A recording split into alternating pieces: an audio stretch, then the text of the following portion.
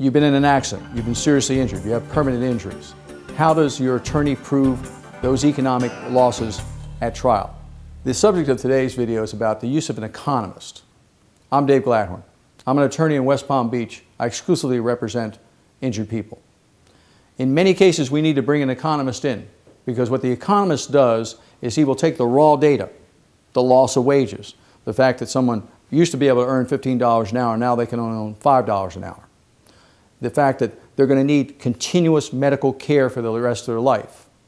And what he does is he crunches those numbers down to come to a figure that if you give the injured person this sum at the end of the trial, because remember, the injured person only has one day in court. If you give the injured person this sum at the end of the trial, that'll compensate them for these economic losses, not the human losses, but the economic losses. This is a chart from a case that we did a little while ago, and it breaks down and shows you what the economist does.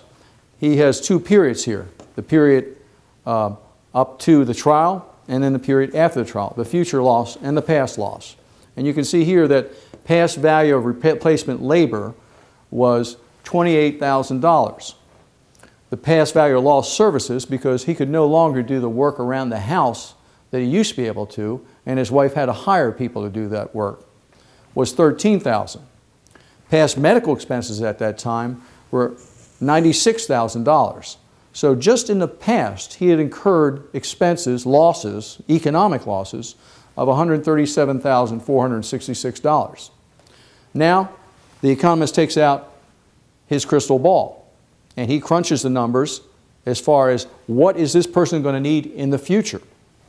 And what he's done is a very conservative calculation because he only took the individual up to the age 70, whereas most people really live longer than that. But just to be conservative and to be fair on all sides, and present value of the cost of labor in the future is loss in labor in the future, $203,185. Present value of future medical expenses, that is to compensate him for what he's going to incur in the future, $307,389,000. If you add up both the past and the future, you come to a total of $648,040. That might sound like a lot of money, right, if you just hear it in one sum, but it's basically scientific calculation that leads to that number. And it is only fair way to compensate someone that only has one day in court. Why am I telling you all this? Because you have questions. You have concerns. Call me. We can answer your questions. We can address your concerns. I'm Dave Glatthorn. I thank you for watching this video.